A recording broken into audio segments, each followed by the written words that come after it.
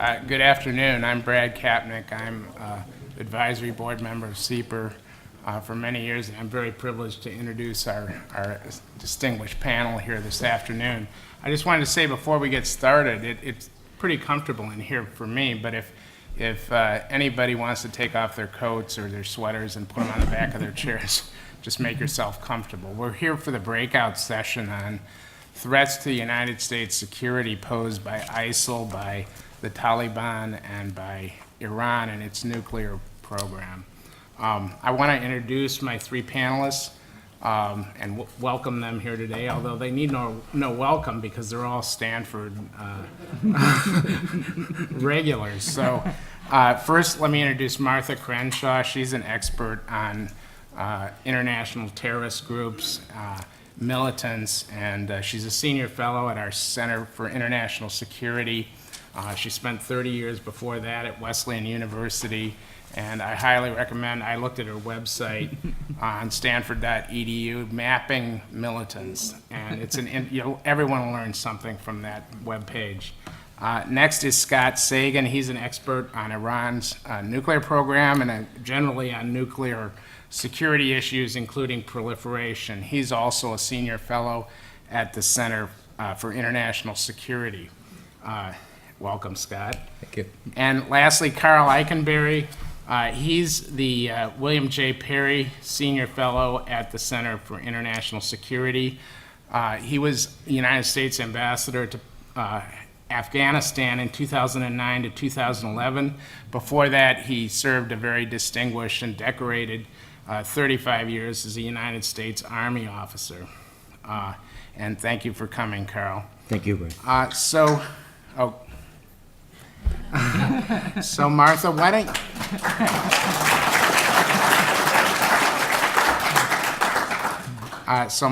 don't you lead us off with a brief discussion of the threats posed by ISIL to the United States and global security? Okay, thank you. Thank you very much, Brad, and I appreciate the invitation to be here and to talk to you, and I think we're all going to talk very briefly because we think all of you will have thoughts and comments and questions that you would like to raise. So my task today was to talk about the Islamic State, or ISIS, or ISIL. I'll probably call it ISIL as we have in the program, why it's a threat and how it got to be the threat that it is today. So why is it a threat now?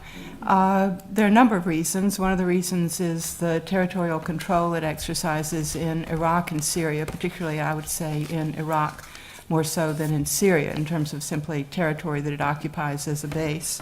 It's a threat to stability in Iraq, as we all know. There's currently a fight going on to retake Tikrit from ISIS, which seized it last summer. In Syria, it exists in areas of the country that are not as critically important to the survival of the regime. And of course, from an American point of view, oddly enough, it's on our side because it's against Assad, posing one of the conundrums for American security.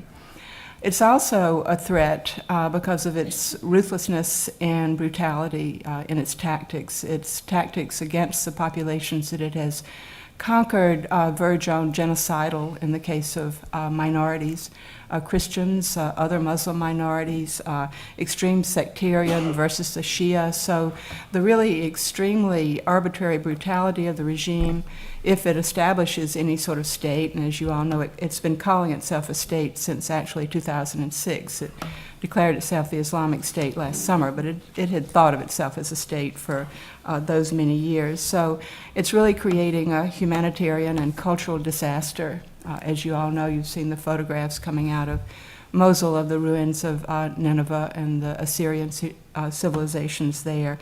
So it's a disaster on all of those scales, so that's another reason for us to regard it as a threat. Furthermore, its ambitions are extremely grand. Again, I'm sure you all know this, that last June, Abu al-Baghdadi, the current head of ISIS, declared that he was the caliph. He declared himself the caliph, it appears no one else did, and declared that there was going to be finally, at long last, since its last incarnation in 1924, an Islamic caliphate that would unite Muslim communities all over the world, and that he would be the head of it. And that might be dismissed as fanciful, except for the fact that he's gaining adherents. Boko Haram has pledged allegiance to ISIS. Groups in Egypt and in Libya have apparently signed on to the ISIS banner. They're at least imitating ISIS tactics. The last I heard, ISIS had not accepted the Pledge of Allegiance from Boko Haram, but I think what's alarming is that groups would want to pledge allegiance, whether or not they're accepted as allies, and what this means practically. But there is a contagion effect, and you can expect other groups perhaps to imitate suicide tactics, the other tactics that are so objectionable. And along the same lines, it has proved extremely attractive for what we now call foreign fighters, and particularly from a U.S. point of view, the fact that it's become very attractive to Westerners. Not so many Americans. I think the numbers probably are under maybe 200 would be my guess. But more so in Europe and particularly in France, people going there. And this appears to be a popularity that we've been unable to stop. Now, so far, none of those people have come back to attack at home, but this is our main fear, that they might do so. Some people think that that risk is exaggerated. They're more likely to be killed over there because if they're not very good fighters, they just put them into suicide attacks. And apparently it's fighters from the former Soviet republics who have some battlefield experience who actually get to go over and lead a unit and actually fight and are valued by ISIS. But this is still an enormous concern for the U.S. And of course, we know that this is a group that's very adept at its use of the social media, very adept at the internet, and also very fond of making videotapes of its various atrocities and brutalities, and somehow, in ways that we don't fully understand, making itself more popular, broadcasting these videos of extreme violence. This is sort of an alarming platform, a means of communication that they simply are particularly good at. And they are slightly different from al-Qaeda, from which they sprang, which I'll talk about in a moment. They appear to be more inclined to direct their videos and their internet communications toward recruiting. Al-Qaeda is more likely to attack the West, blame the West, put in anti-US, anti-Western videos. However, so far, ISIS has been focused on attacking in Syria and in Iraq, and has not talked about attacking the far enemy, which is us and our allies. Al-Qaeda was more interested in the distant enemy, the far enemy. Now, that's not to say that ISIS might not change. If they consolidate their influence where they are in Iraq and Syria, they might shift to trying to attack us at home. But so far, this has not been, as far as we can see, their primary objective. Now, how did we get here so that now all of a sudden we have this group that a lot of people never even quite heard of before having sprung to the fore? So the origins of ISIS, or the so-called Islamic State, are actually independent of al-Qaeda. It was a separate group, had similar origins to al-Qaeda in the wars in Afghanistan, but really was created in Jordan in probably the late 1990s. Its first leader, al-Zarqawi, was a Jordanian. After 2003, in the American invasion of Iraq, it decided to join forces with al-Qaeda and became al-Qaeda's branch in Iraq. The relationship, however, between al-Qaeda Central in Pakistan after 2001, under bin Laden and Zawahiri, was always a very tense relationship. Some of you probably know about a very famous letter that Zawahiri wrote to Zarqawi from al-Qaeda to now ISIS. At that time, al-Qaeda in Iraq, by its name, saying that you're really going too far, because the early version of ISIS also practiced televised beheadings and other forms of brutalities and atrocities, as well as making suicide tactics a hallmark of what they did. So these tactics are not new to the group, they're old to the group. So what was in al-Qaeda in Iraq, or al-Qaeda in Mesopotamia, or al-Qaeda in the land of two rivers, known by all those names, basically tried to dominate the other Sunni opposition groups within Iraq and was not particularly successful. In 2006, its leader, Zarqawi, was killed in an American bomb strike. And when the surge began and the sort of Arab awakening, the Anbar awakening, really al-Qaeda in Iraq, which declared itself the Islamic State in Iraq at about this time, was really I would say, being marginalized to a certain extent. The other Sunni groups really did not like them very much. So I would say they were being definitely squeezed out. However, when coalition forces withdrew and the Iraqi security forces and the Iraqi government were left with all these opposition groups on their hands, I would say that what is now the Islamic State of Iraq, so-called Islamic State of Iraq, really gains a new lease on life because the security situation is deteriorating, and Sunnis are more and more unhappy because of Shia dominance and the failure of the Maliki government to create a more inclusive regime that would pacify the resentments of the Sunni population to a certain extent. So you can see how this benefited what's now the Islamic State of Iraq.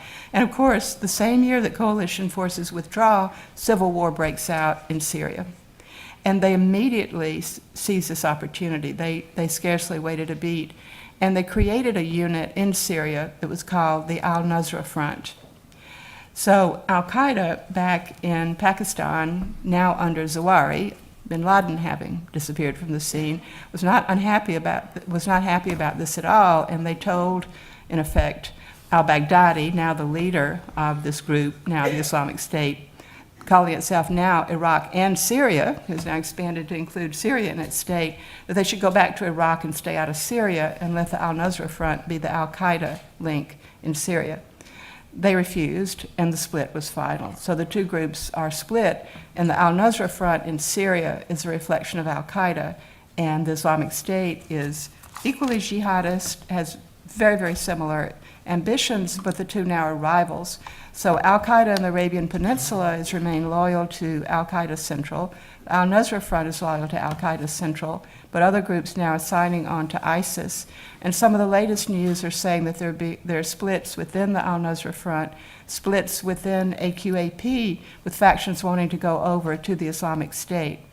However, not to end on such a sad note, a bad note, there are Islamist groups within Syria, not the al-Nusra Front, but others that are joined in something called the Islamic Front, who signed on to the Islamic State for a very short period of time and then became disillusioned and broke away again. So this popularity of the Islamic State may not last. So I think on that note, I'll stop and turn it over to other threat discussions. Yeah. Well, thank On you. that happy That note. sounds like a very fluid and complicated situation, but we'll move. The panel and I thought they'd each speak for a few minutes on their particular subject, and then we'll open it to questions. So, Scott, why don't you? When Martha, Karl, and I coordinated about discussing ISIL, Iran, and the Taliban, we agreed that we would not get into the "my threat is bigger than your threat" discussion. But I do want to say that I think the threat of a nuclear Iran is deeply, deeply serious. But I also think that we are within months away of being able to constrain, not get rid of, but constrain that threat. So let me make both points. First, I want to take you back to 2003, where two very important things happened. After the fall of Saddam Hussein, a LA Times reporter with Stanford connections, Sonny Efron, asked a senior member of the Pentagon hierarchy, what lessons should Tehran get from the fall of Baghdad? And he said, take a number.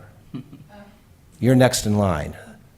That was widely reported in Tehran, and when you look at the reactions there, you can see two things. One was a desire not to have a complete end of their nuclear program, thinking that they might need that someday. But second also was a recognition, especially when the other thing happened that year with the IAEA, the International Atomic Energy Agency, catching Iran with some nuclear weapons-related activities. They shut down the activities that they were cheating, the things that they were doing against the IAEA regulations. The CIA in 2006 confirmed both that Iran had been cheating and that Iran, at least now, has stopped those programs, although they don't acknowledge that. They insist that that was all a fabrication. Since that time, we've been engaged in off and on negotiations, and what's striking to me, reading the papers and listening to many people talk about this, is how often we ask the wrong question. People say, well, what does Iran want? Do they want the bomb or do they want nuclear power? Now, nobody, unless you haven't read a paper in the last year, would ask, what does the United States want? We know that different people want different things. There are huge disagreements here, right? There are big disagreements in Iran. So I thought I could get the conversation going by at least outlining 4 different actors who I think have very different positions in Iran. First are the reformers, Iran Rouhani, who desperately wanted an end to the sanctions or reductions in the sanctions because he was elected against the Ahmadinejad forces precisely because of the economic travails of a country that's suffering enormously from the sanctions. I think he's willing to accept, and we know that because they accepted some constraints on the nuclear program in the interim agreement last November. He's willing to accept some constraints, but not get rid of the entire nuclear power program. And when you think about domestic politics there, this is an enormously popular program that has been elevated to a national symbol of their modernity. Indeed, I like to show this to people on screens if you're using this. The 500 real note, the equivalent of the $5 bill, has a map of Iran with the nuclear symbol on it. This is part of their currency, so to speak, literally and figuratively. And to ask a politician to give up the symbol of their modernity, I think, is going too far. The second group that you should think about is the IRGC, the Revolutionary Guard Corps. And ironically, I believe that they actually like the sanctions. The sanctions help the Revolutionary Guard Corps because they're the best smugglers in the country. And the marketplace that suffers enormously is one where if you are corrupt, have ties with the Russians, have ties with other actors, and are really good at smuggling because you control the borders, they are really profiting enormously by having the sanctions. They also, I think, many of them at least, would like to get the bomb. So if you look at the activities at Parchin, which was where we caught them doing some high-level implosion device testing and some weapons design work, that was an IRGC facility. They've paved it over. They won't let the IAEA go in. But I think they would like to keep a capability to go for the bomb and don't mind the sanctions. The third are the Ayatollahs, who I think want to stay in power. And depending on what they weigh as the best way over the long term to stay in power, to side with the IRGC and get the bomb to stop the United States and others from potentially attacking them, or to be cautious and stretch this out, keep the sanctions regime reduced so they perhaps can stay in power and benefit from more popularity. I think they're willing to cut deals either way, and they're trying to see which way the wind's blowing and what kind of deal they possibly could get. And lastly, there's the business and nuclear power entrepreneurs especially. And here I think the lessons of history are that states that have nuclear power programs develop a subgroup, whether it's in the mixture of the foreign ministry, the energy ministry, the business community, who actually really wants to maintain nuclear power without links to nuclear weapons, because that's how they maintain their access to modern technology. So I think you have a mixed group in Iran, many of whom are willing to accept a deal, and the question is what kind of deal? How far in terms of the reductions? They've already got rid of some of the 20% uranium that they had enriched. Well, the deal, I think, should insist on no more than 5% enrichment. And then the question is, for how long, what kinds of constraints, and that's what's being negotiated today. I do think that we have some very serious challenges, in part because, think about our own domestic politics. What happened over the last week, I find to really be disturbing. Now, you've had cases in the past where individual congressmen or senators have gone against an administration's position and have even intervened. Think about some Democrats going to Iraq prior to the invasion. But never have you had 47 senators try to directly interfere with the administration's position, which is forcing the administration to go potentially to the UN to try to get some approvals for sanctions relief, which actually constrains us in ways that we probably wouldn't want to do if the Republicans hadn't done that. It's to the point where, for the first time in my life, I found something I agree with the Ayatollah Khomeini, where he said yesterday that what happened getting this letter was a sign of the decline in the political ethics and the destruction of the American establishment from within. I have never agreed with Ayatollah Khomeini on anything before. But I think what he's seeing is correct, that the hostility between the Senate majority and the Obama administration has encouraged some, not all, some responsible Republicans said, I'm not going to sign that. Even McCain, who did sign it, afterwards surprisingly said, I don't think that was probably the best thing to have done. Maybe that wasn't the best thing to have done. What it has done is made it much harder, I think, to get the deal that we should get. I think we are likely still to get one, although there's a history here of things falling apart at the last minute. But it strikes me that we have a potential in our country of having such disarray within Washington that not only do we have some of the economic stalemates that we sometimes see coming out of Washington, but now it's influencing our foreign policy, not at the lower levels, but at the highest possible levels. And that, to me, is a very disturbing trend. Thanks, Scott. That's very analytical. It's more analytical than anything I've read in the press, so it's very thoughtful, and I learned a lot from that. Karl, can you talk to us about the threat posed by the Taliban?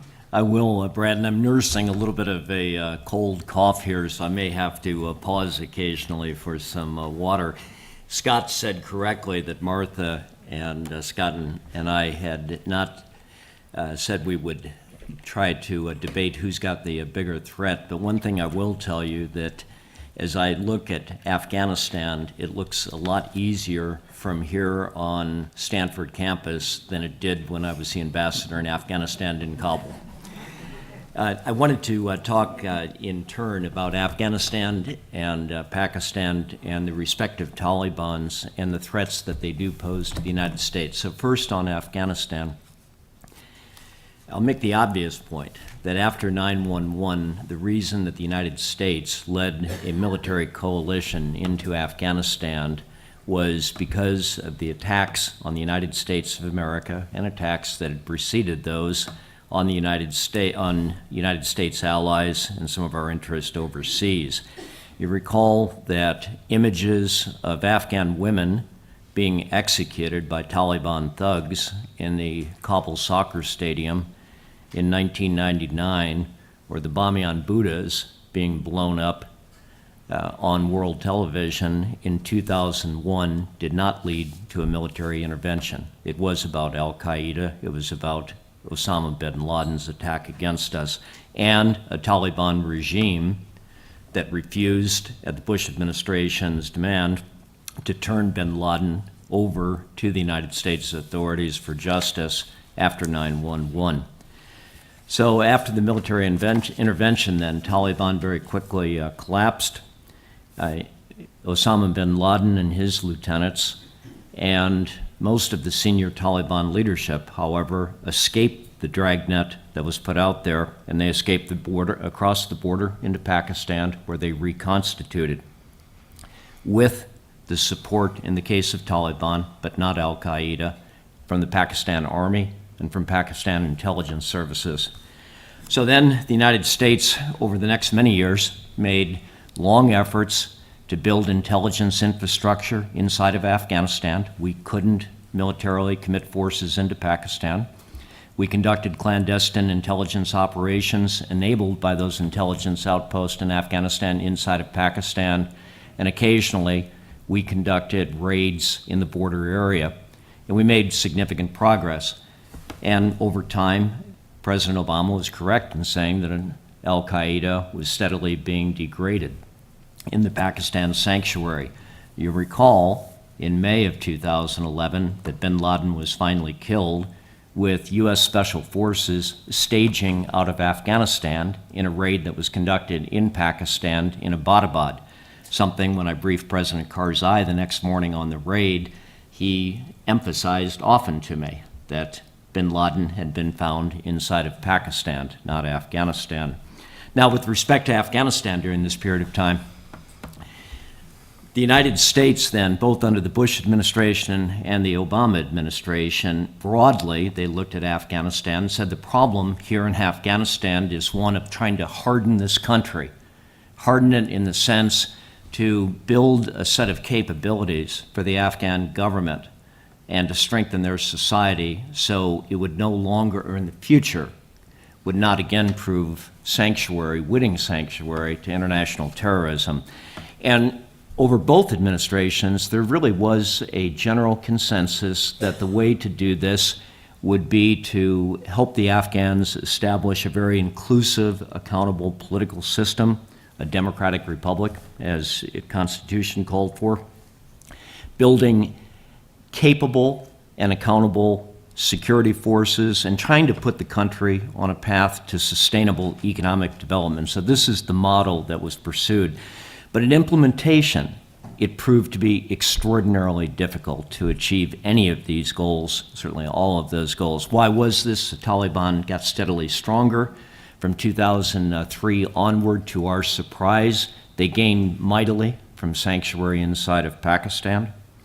Afghan political and security institutions, their army and police, proved to be much more difficult to stand up than we anticipated. But remember, in fairness, what we thought Afghanistan needed in 2002 in terms of army and police was not at all what we knew that they had to be able to achieve by 2011, because the Taliban's power had increased so much over a 5, 6, 7-year period.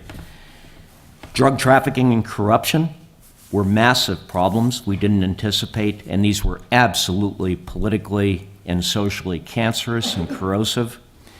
And aid to Afghanistan, very importantly, competed unfavorably with assistance to Iraq from the years 2003 to 2010.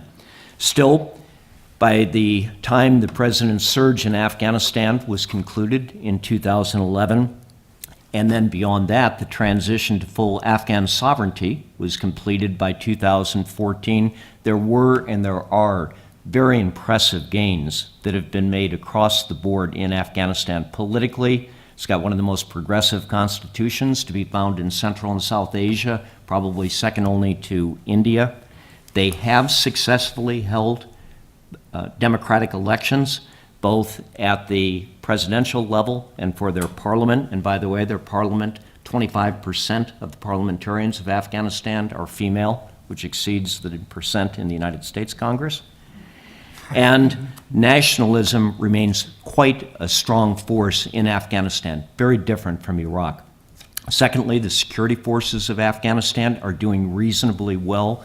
We did things quite different in our assistance to the Afghan army, and to a lesser extent with the police, than we did in Afghanistan. We were very patient, and it paid big dividends. And number three, if you look at Afghanistan's civil society, the media, healthcare provision, women's rights, education. For instance, in the field of education, when we went into Afghanistan in 2001, there was 1 million children in school. Now there's about 8 million, and about 2.5 million of those are girls. So I just went back to Afghanistan in September of last year, 2014, and got updated. And believe me, it's just a sea change in that country from 2001. Against that, though, there's very significant challenges that the Afghan people are facing. The security forces still need assistance from the U.S. and from NATO in certain areas.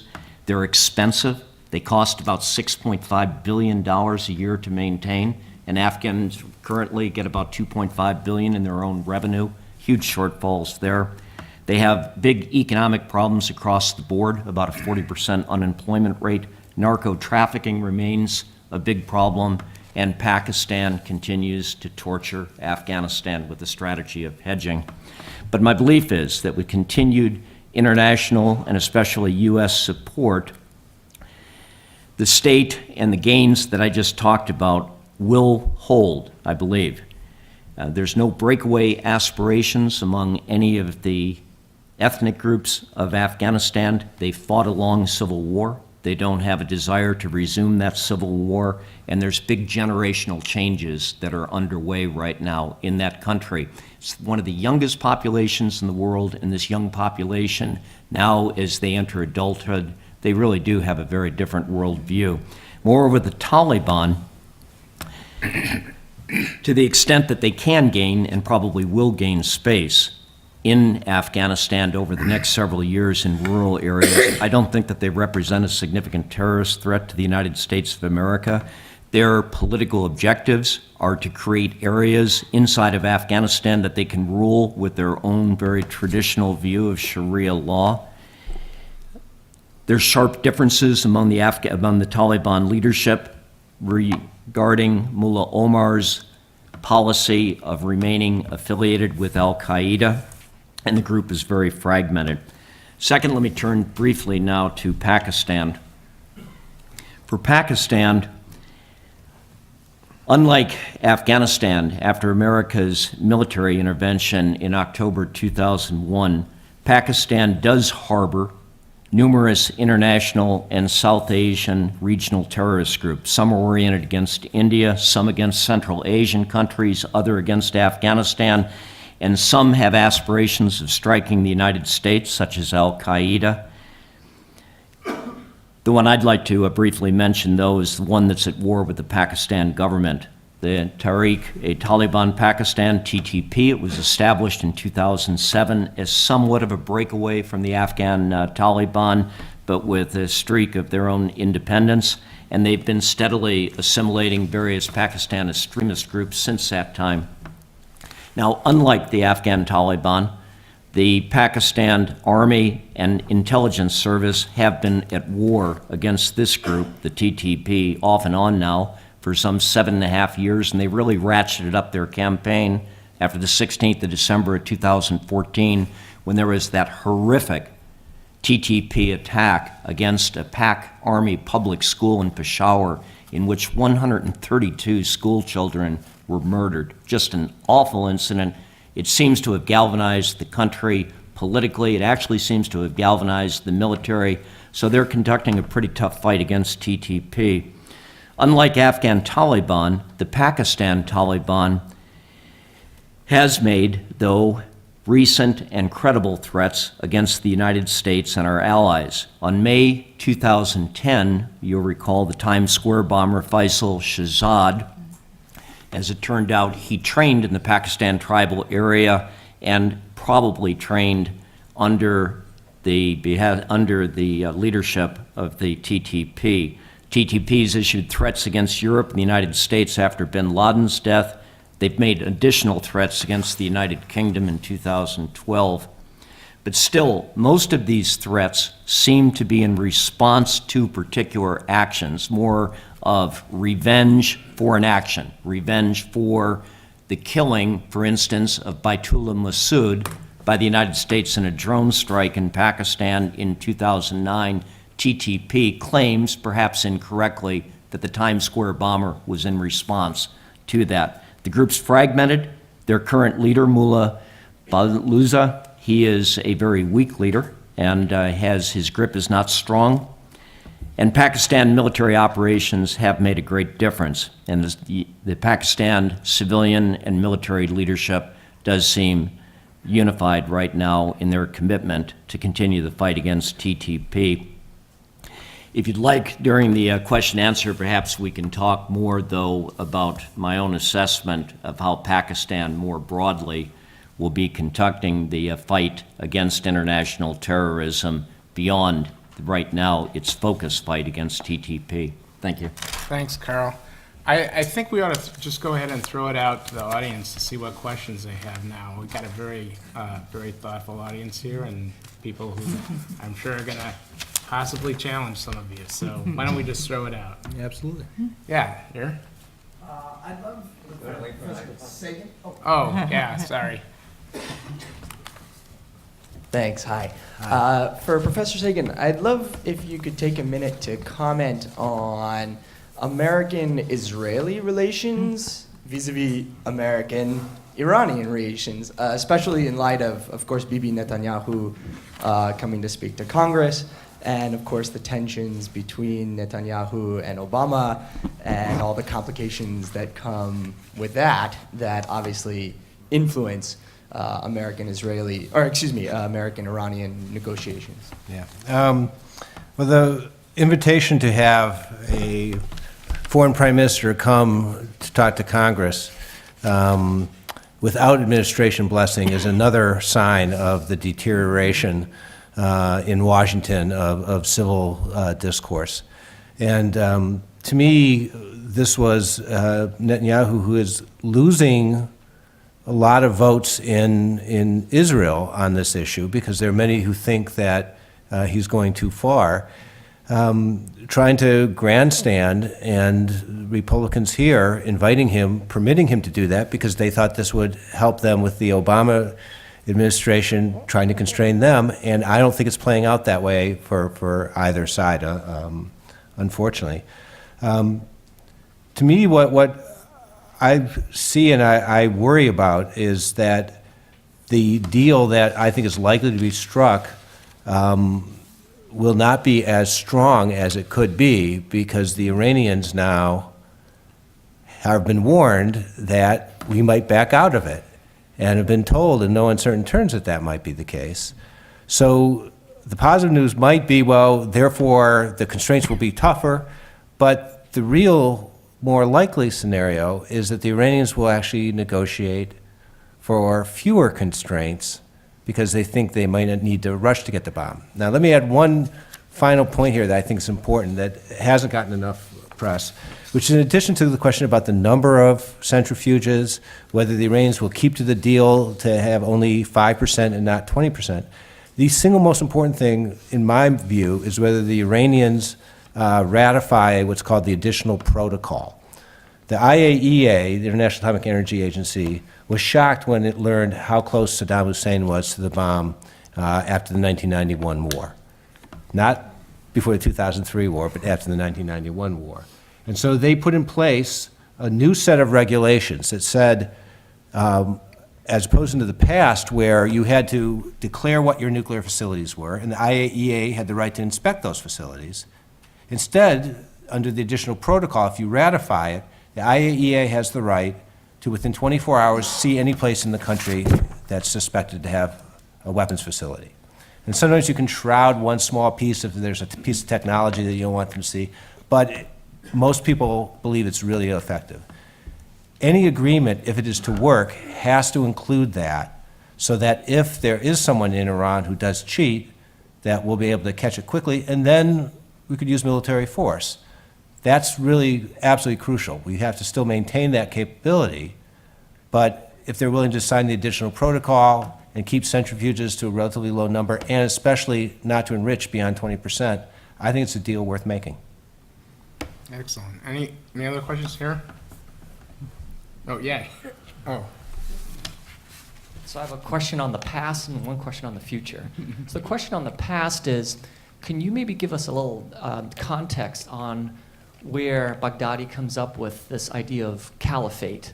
Because I think before the imperial powers, before the UK and such carved up the Middle East, there was a larger Arabian entity. Maybe you can talk about that for a minute. And then on the future, I was just wondering if you could maybe speak a little bit about sort of the nuclear proliferation if we do a deal with Iran. I think Saudi Arabia said, well, by the way, we might be interested in nukes as well if this deal gets signed. The idea of the caliphate, there was a caliphate, so it's not just an idea, there was one, and it was abolished after the collapse of the Ottoman Empire. Ataturk abolished it because he wanted to create a new secular Turkey. So its boundaries are, of course, somewhat metaphysical because it represents the Muslim community, so a caliphate is not actually a state. But certainly we would not have thought that its bounds exceeded the boundaries of the Ottoman Empire at its heyday. However, al-Baghdadi, the third now leader of this particular group, and the first to be an Iraqi, I might add, his predecessor was Egyptian and his predecessor Jordanian, there's a map that people accept as being genuinely produced by ISIS. That's sort of the best we can do. And it shows the intended caliphate of Baghdadi extending to Spain, which was historical during the medieval period part of the Arab empires. It includes India, it even includes Sri Lanka. So it's a bit wider scope for the caliphate. It's really rather grandiose. But this is the idea that and it's part of the general idea that begins really in the late 1980s in Afghanistan with Abdullah Azzam, who was a spiritual mentor to bin Laden, that every Muslim has an individual obligation to fight for jihad, and the end result of successful jihad against Western occupying powers would be the restoration of the caliphate. So al-Qaeda has talked about this from the very beginning, from Afghanistan into Pakistan and into Iraq. It's a very important aspirational goal, but the reality of it does tend to be a little on the weak side. Karl, did you have something to add to that? If I could, Martha, during her remarks, had talked about differences in al-Qaeda and ISIL, and this question of the caliphate, I think, is important, because when you think in terms of the strategies of al-Qaeda versus ISIL and what gives them legitimacy and drawing power, for ISIL, with the declaration of a caliphate, they have to hold territory for them to be legitimate. And they start an expansion, and now they're in a war for territory. But if you think about al-Qaeda, the way it's structured itself, it can operate in the shadows, and it did, and quite effectively. So I think this is an important difference, and as we develop our strategies against both of those organizations, I think that's very important to keep in mind. On the nuclear issue, the reason why I worry about Iran getting nuclear weapons is twofold. One is that nuclear weapons are not just a potential weapon of the offense, they are a shield behind which some countries can take offensive conventional or other kinds of activities and feel that they won't be retaliated against because then they could use the bomb. So we know, for example, that Saddam Hussein, because we have his tapes that we captured after 2003, we know that he told his advisors, if we get the bomb, we can attack Israel. They won't be able to use nuclear weapons against us. We'll get the occupied territories back. We may be losing 50,000 martyrs and a river of blood will flow, but we will get the rest of the occupied territories back. So you can start a conventional war, it is believed, in a more safe way. And I worry about Iran thinking that way. Even if they're not going to be crazy and use the bomb, they might do things a lot, and they're dangerous enough now already. The second reason to be worried about them is precisely what you're pointing to, is that Iran getting a nuclear weapon is going to make it far more likely that the Saudis and the Egyptians will get nuclear weapons, and both of them are positioning themselves for that capability if necessary. The Saudis, by being interested in starting nuclear power programs for desalination and nuclear power, which are dual-purpose capabilities. It gives them some technology. They'd still be years away. But they are positioning themselves today, and the Egyptians, who refused to sign that additional protocol that I mentioned earlier, are also signaling that they're not willing to give up potential latent nuclear capabilities. But I don't think that if there's a deal, and the Iranians are not allowed to enrich above 5% for 10 years, that's going to create an incentive for the Saudis to get weapons immediately? No, I don't think so. All right. Another one here? Yes?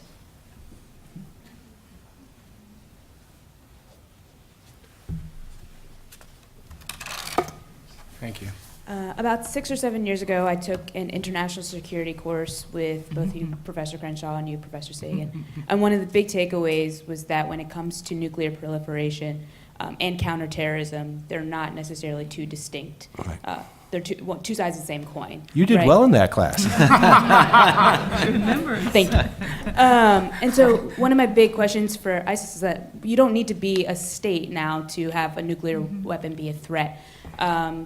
Loose nukes, that's material that's loose post-fall of the USSR, and just the knowledge of how to assemble a weapon, like that doesn't go away. So how concerned should we be about the potential of a nuclear ISIS going forward? What would be the circumstances that would make that them achieving, and I understand, it's my understanding that at least one leader within ISIS has expressed a desire to acquire a weapon.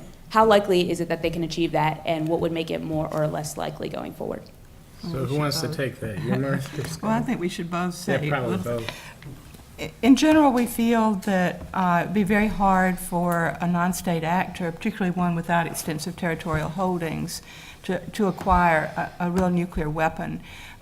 Generally, the consensus view is that a dirty bomb might be something they could actually pull off. But I think that that Karl is right. As these groups occupy territory, we won't say they're states, but they could have more capability than they would if they are transnational actors floating across borders and more mobile. So if they're rooted, if they have the resources to develop such a thing.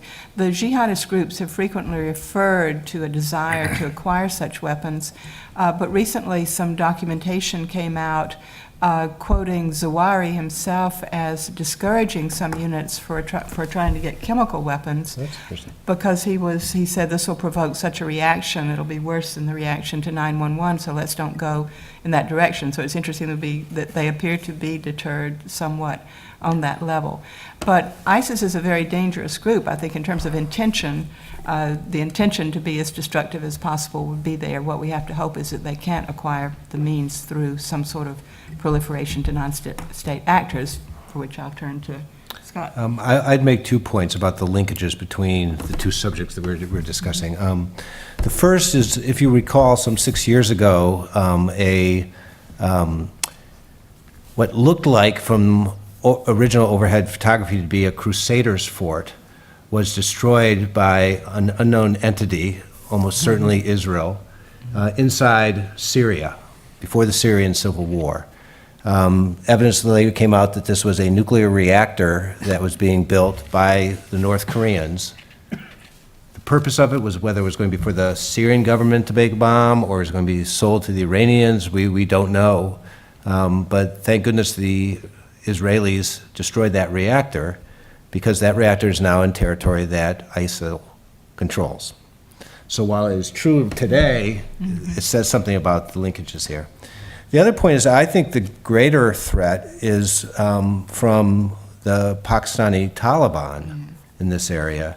Precisely, Karl's been outlining the danger of the Pakistani military. The Pakistani military is aware of that, but it's very hard to protect your nuclear assets, especially if you have to move them out into the field because you're worried about an Indian attack. And this is the scenario that keeps me up at night sometimes, is because of the terrorist organizations in Pakistan, some of them, not so much the TTP, but the LET, has repeatedly attacked India with terrorist attacks. The Indians, knowing that that stuff comes from Pakistan, and some of it has been supported by the Pakistani military, has threatened that they're going to attack into Pakistan next time that happens. The Pakistanis, knowing that, want to try to deter the Indians, so they have every incentive then to take the weapons out of the bases and put them in the field so that the Indians can't attack them. And that's when you really should start worrying about the TTP or the LET or somebody who's got an insider inside the Pakistani military who can tip them off on where the stuff is and how to get to it. So these issues about terrorism, about Pakistan and India and nuclear weapons get mixed together in very complicated ways that the U.S. government is aware of and is trying to help Pakistan with their nuclear security, as are a number of us at Stanford. But it's a difficult problem. And just a reminder, it was LET that was responsible for the 2008 Mumbai attacks, Right. for which India did not retaliate, but the It came next close. time, yeah. Now, let's take one of the questions from the corner over here. Yes. Question, I guess, for Professor Sagan. You speak, at least if I'm interpreting this correctly, as if Iran or Iran would actually honor the deal that they signed, and just as if North Korea would honor the deal that they signed. What evidence do we have that they have ever honored deals that they've signed or agreed to since the revolution? And why do we believe they would actually honor anything?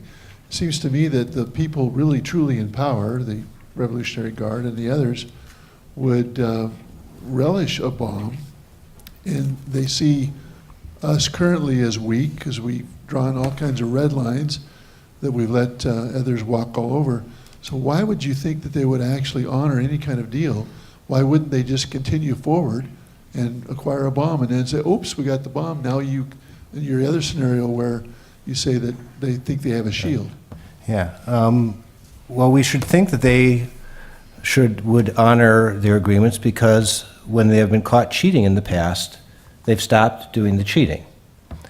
So, because the CIA has enormous resources and got insiders in Iran to pass through a particular set of computers that they got the laptops from, and then did an investigation. Now, the CIA is not perfect by any means, so you should not cite that, right? We all know that. At the same time, the reason why we were able to get international sanctions was because this evidence was strong enough that the IAEA could not confirm that Iran was keeping its promises, right?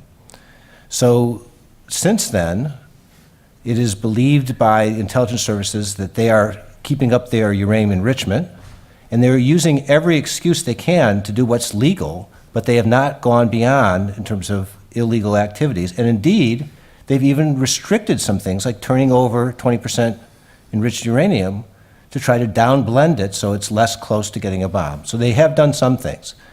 How do we know they will keep their promises? We don't know that. That's why we need a really strong inspection regime and why we have to be ready to intervene if necessary. Should we assume that they are going to cheat? We should assume that they're going to try if they can't get caught, and that's why we need to make sure that we have those inspections in place and have to be ready to punish them if they violate their agreements. Let's take a question over. Anyone in this corner? Yeah, yes? So it's obviously in our interest to roll back ISIS, and the forces in Iraq are trying to do that. And we read every day that the forces in Iraq are doing that with the aid of both fighters and equipment from Iran. Could you comment on Iran as friend as well as foe? That's unfortunately very much the case, that we share a common enemy in Bashar al-Assad. We share a common enemy in ISIS, yet we share a real antipathy over some other issues. And from the very beginning, Iran has meddled in Iraq and caused problems for us by, in various ways, supporting Shia militias who were attacking American troops during the occupation period. Now the danger, I think, is not only Iran supporting Iraq and trying to take Tikrit, and I'm sure, as all of you know from the papers, the U.S. government wasn't too keen on this at all. I think an even more serious problem is the Shia militias, who are much less disciplined than whatever Iranian special forces, al-Quds, are in there. I think they pose a very real danger because of the danger of their taking revenge on the Sunni population, because each side kills the other when they have the chance. That this is a greater danger, but the U.S., this should be part of any kind of talks with Iran or any kind of tacit deal with Iran, is how we're going to reach a modus vivendi in Iraq. But I also think that at the outbreak of the civil war in Syria, that we were too quick to assume that Bashar Assad's regime would fall very quickly, and we didn't see that having Russia and Iran supporting Assad would work against that. We also didn't see that Assad had support within Syria, which he does, particularly from minorities who don't want to see Islamist rule. And remember that it's not just ISIS. There are many different Islamist groups that are quite large and powerful within Syria. So I think we should have worked harder to make some sort of deal with Iran, again, perhaps while we were in more of a position of strength there. I don't think that we can do away with Iranian influence in Iraq. I don't think they're going to control Iraq by any means, but I don't think that we can end their influence at all. Yes, here. The gentleman asked you a question about Iran potentially cheating. My understanding is that one of the assertions that's being made is that even if they do keep to their promises entirely, they're completely honorable about it, that the agreement being negotiated would permit them to legally, completely legitimately develop nuclear weapons after some period of time. No. So that's my first question. Is that untrue? And if it's true, I'm presuming that you believe it's better than our current other options. So could you just speak to that? No, if that was true, I would oppose the deal. What the deal does do, and again, we don't know what the final bargaining position is, that it will impose constraints upon Iran, either on a mixture of the Iraq reactor, the uranium enrichment program, the number of centrifuges, the kind of centrifuges, and especially on this question of how much enrichment can you go above 5% or 20%. If they say we can go up to 20%, that gets them much closer to the bomb. It still does not let it be legal for them to get the bomb. They have signed an agreement that says that they would not get nuclear weapons. Now, the agreement, the NPT, does include a 3-month escape clause, which says that if you feel that your national security is so imperiled that you have to go to the United Nations and declare that you are going to withdraw in 3 months, and then the inspections are taken off after the 3 months. During that 3-month window, depending on the military situation, we should contemplate military attacks under those circumstances. But Iran cannot, under any agreement, say that they're going to get rid of inspections. And if they do start increasing uranium enrichment, we would know about that. If they declare that they would get out, we would know about that. And so the trick would be, how much enrichment can they have? So can you say, well, you can do enough 20% for the one particular need that they have, which is for medical isotopes? Or can you buy that and we will guarantee that we will get that elsewhere and you can't do it? That's what the negotiation is now today. But it is not true that in 10 years they'd be able to get the bomb. So the time period for which this is limited, it doesn't mean that at the end of that, they're free to do whatever they want. That is correct. Interesting. How about way in the back? Professor Crenshaw, could you talk a little bit about what I seem to see as the perhaps only bright spot might be the behavior and the success of the Kurds and an effect it might have on NATO, as Turkey's proving to be a rather feckless NATO ally, and they would very much oppose a Kurdistan. Could you address that and vis-a-vis ISIS? Well, that's certainly another one of the very serious complications among the different fighting parties out there.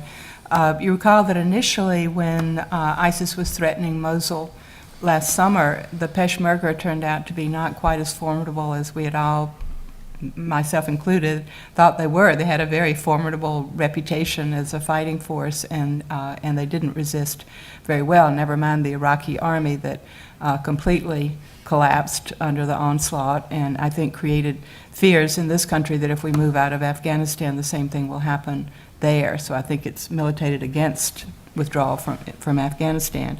Both of those things. Apparently the Peshmerga are rebounding, but feel that they need more military assistance than they're getting in order to be able to hold their own against ISIS, and certainly in order to retake Mosul.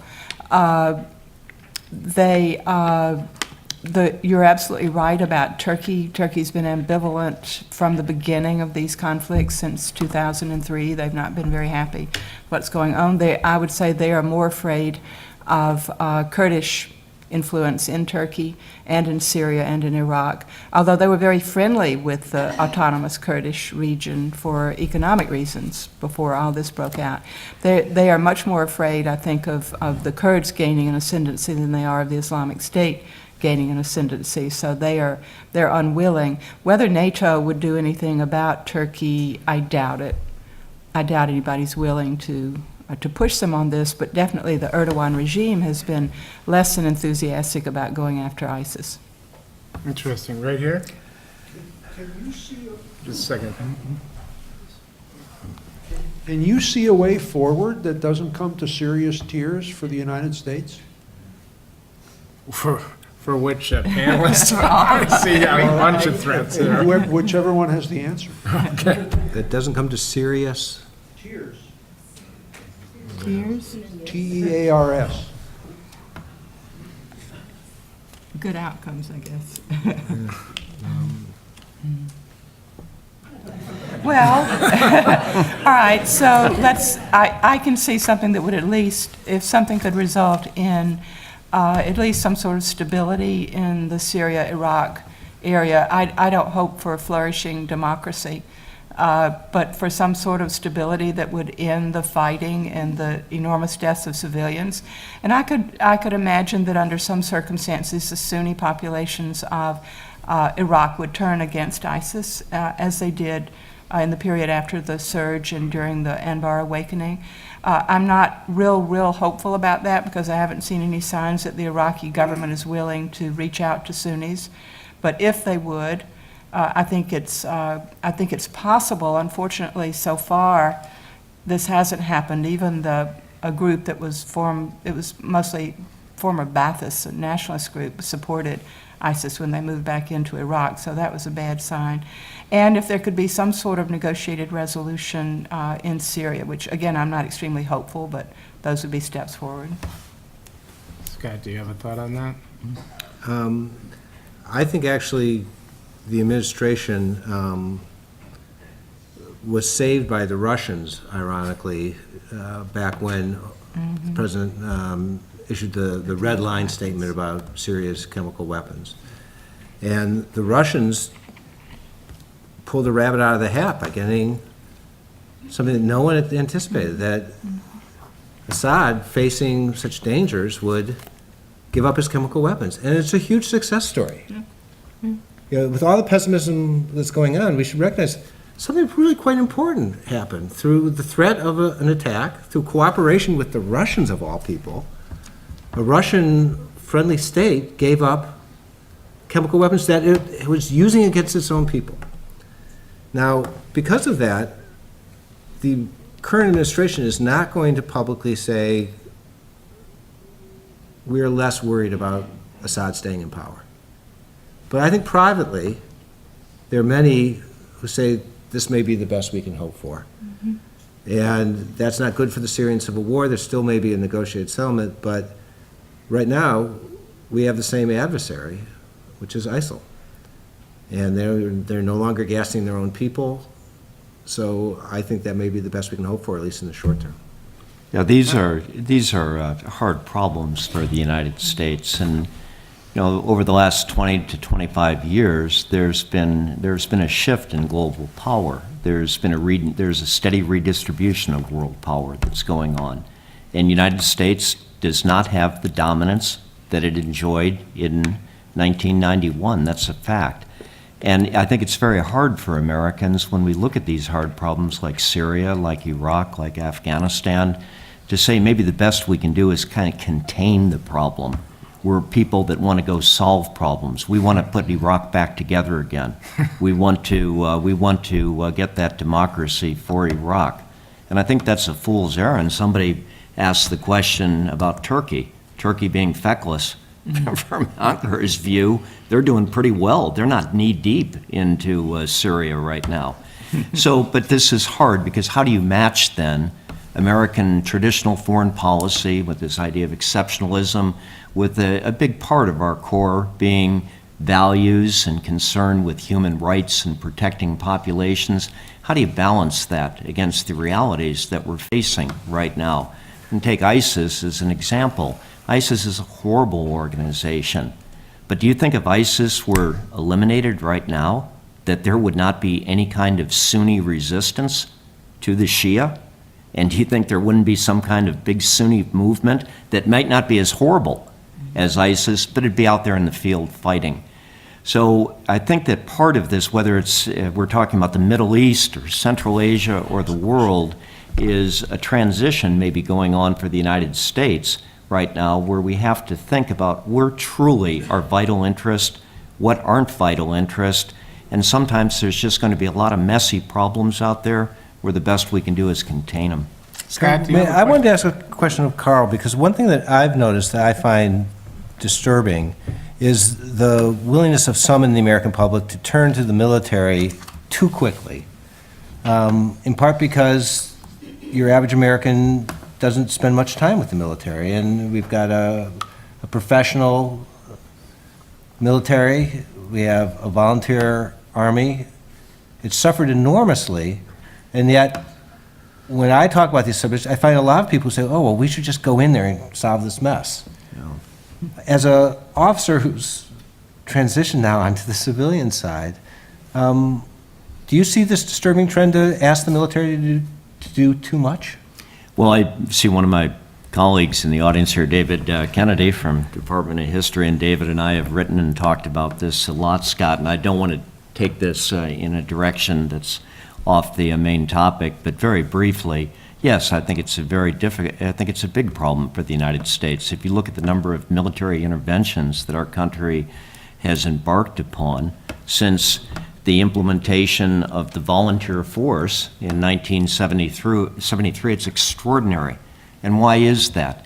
Well, when you have a voluntary military force, then you're not calling up your congressman when the president's deliberating on invading Iraq or surging into Afghanistan. You're not calling your congressman saying, Congressman, I want some more, I got a few questions about my son and daughter who are conscripts getting ready to invade Iraq right now or surge into Afghanistan. So I think, one, it's become much easier for the executive department for the executive to use the military. It's extraordinarily good, and it's so good, it's, as I've said, it's like Thor's hammer sitting here on the table. Your economy is not doing quite so good, so your economic leverage isn't what it used to be. So what's my tool?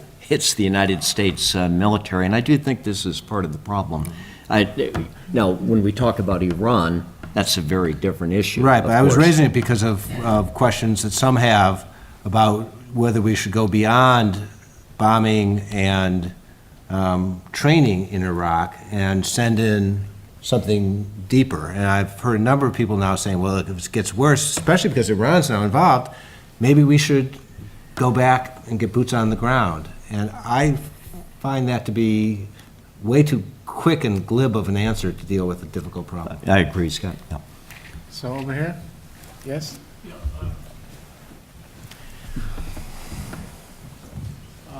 Okay, Martha, I was wondering if the nature of ISIL and so forth is really a result that the borders of the countries in the region really don't match the populations. So normally when you have a nation, the people across the country view that they have something in common to a great degree. And when you have a population that says, given the opportunity, I'm going to kill the other guy, that's not really a national mindset. So you think the solution may be more so saying that in that region it needs to be recarved up to reflect the Kurds, the Sunnis, the Shia, so that people actually do have somewhat homogenous countries, though not entirely so. Would that be a way to get to a stable situation? Well, you're quite right about the divisions along ethnic and sectarian lines and the fact that the potential to inflame those divisions is just so easy. And, you know, beginning with at least with the Iranian Revolution and sort of what appeared to be an attempt at Shia ascendancy, the Sunni regimes with Shia majorities or minorities began to feel fearful.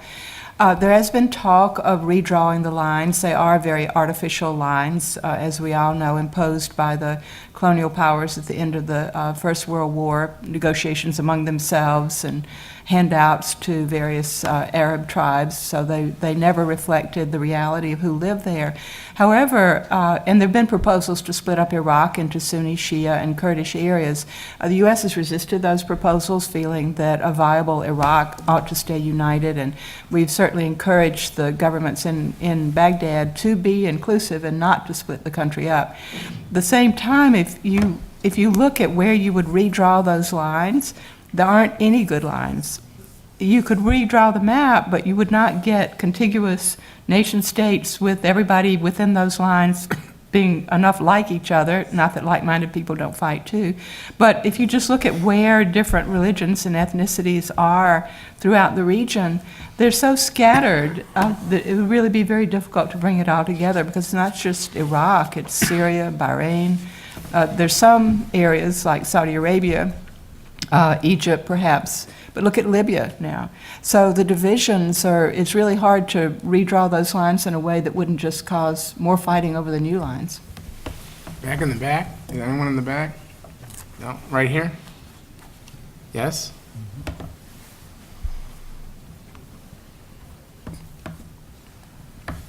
My question is for Ambassador Eikenberry about Pakistan and about your views on the military. That clearly, in the past they have fostered a number of organizations to fight India.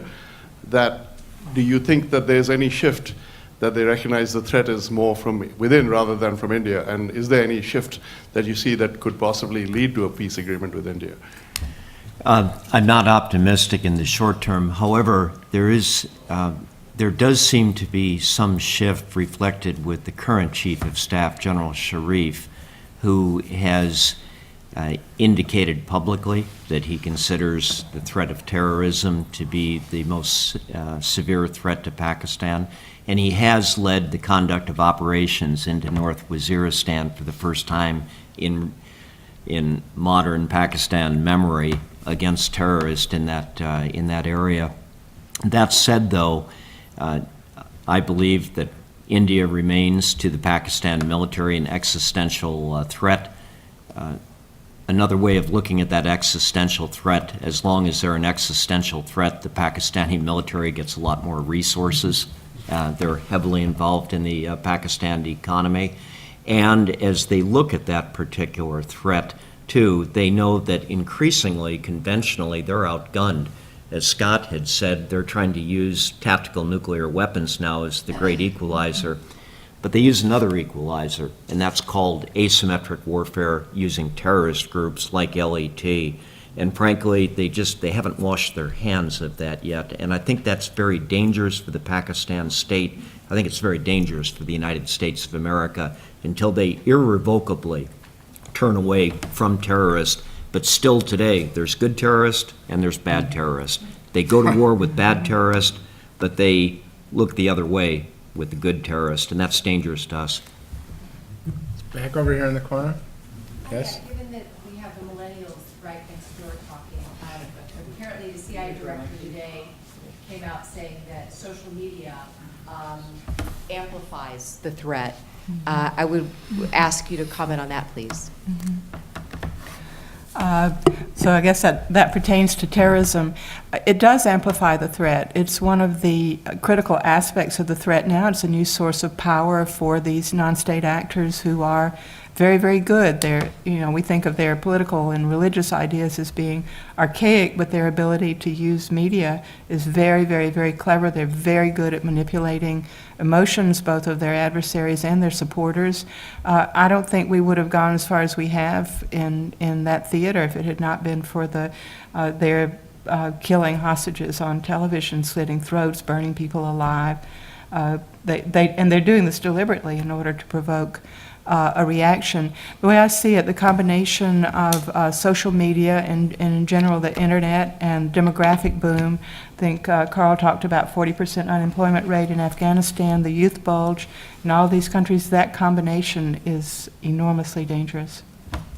How about way back in the back corner? Could you comment on the extent to which the Pakistani government was harboring Osama bin Laden before he was found?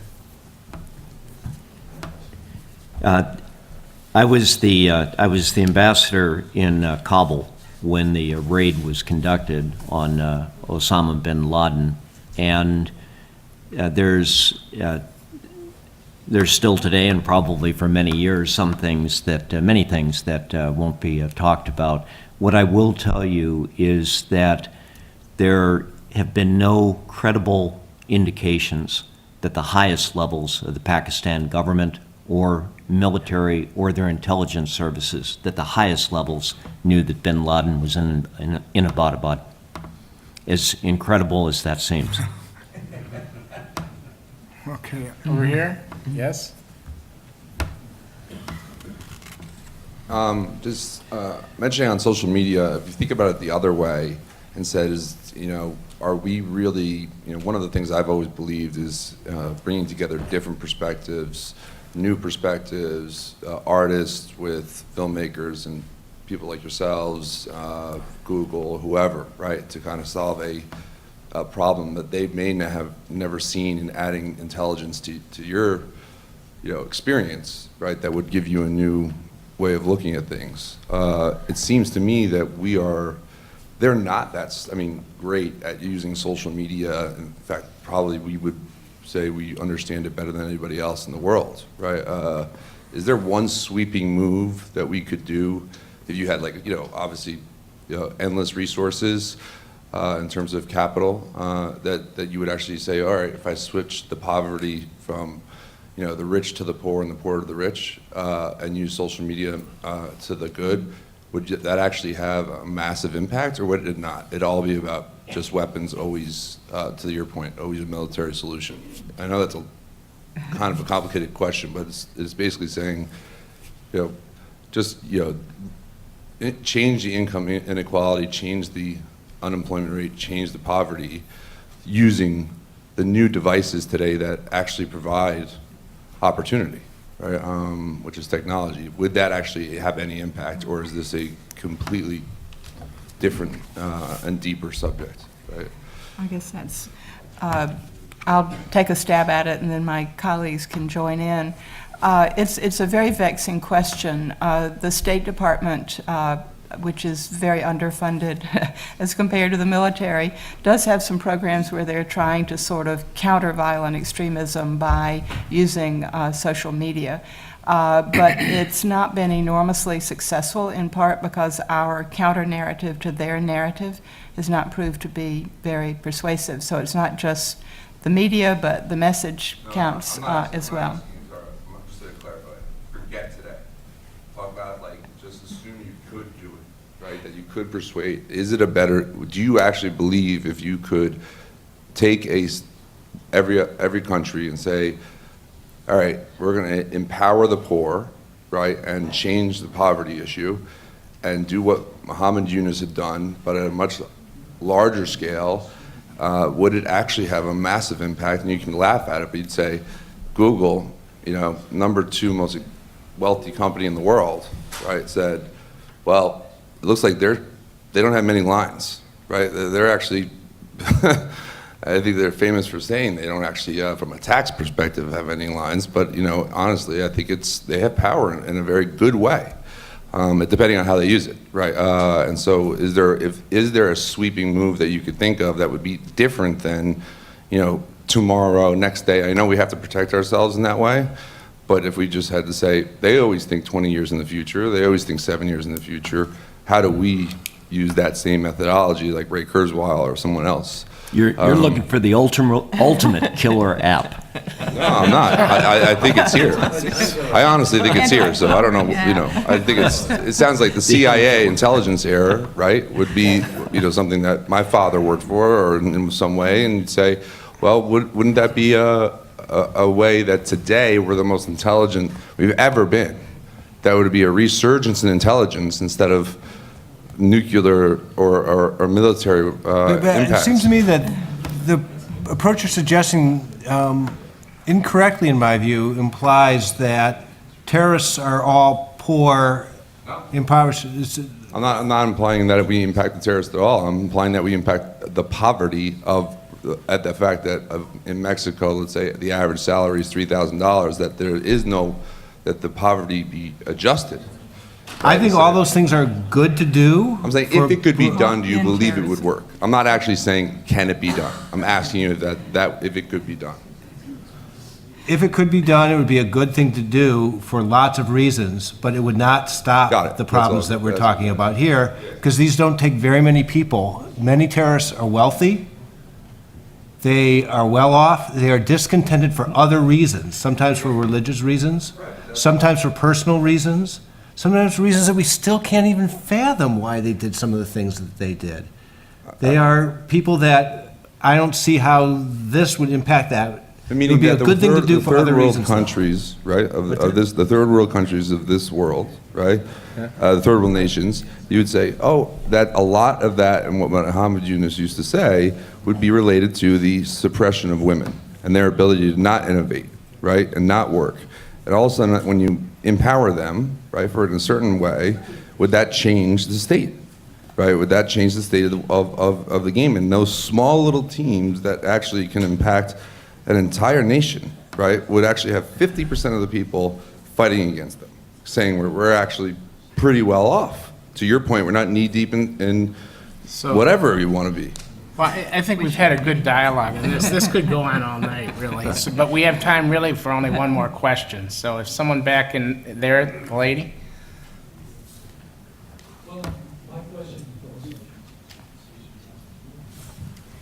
Maybe you had a more interesting question than I did. But to the point of the atrocities that ISIL has been doing, I read an article on CNN.com, so take the authority for what it's worth. But the article suggested that the atrocities were committed because the end game is actually to bring about the end of time, that they're trying to, according to prophecies, that Rome will attack again, and then the caliphate will be ultimately successful, which to me sort of maybe does explain why you do those horrible things, try to bait people into attacking. But that seems counter to some of the things I think I understood you to say, that they actually do want to establish a limited role. But I guess, so my question is is there any credence to this idea that they're actually trying to bring about an end of time prophecy? There's certainly apocalyptic strains within violent Islamism and within ISIS, within al-Qaeda, within the other various groups that are sort of within that overall ideological current. There certainly are people, I think, who are believers in the end of time and millenarianism, but that's not everybody by any means. There's a real mix of pragmatism and a kind of this apocalyptic sort of strain.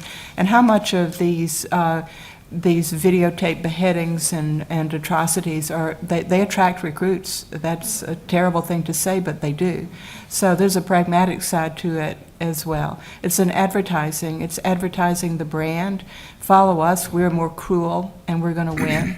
And that's part of what they're doing too. So there may be some people who think this helps to hasten the apocalypse, but there are others who think that it hastens victory now. Thank you. So let's all give thanks to our panel. We've had a great discussion.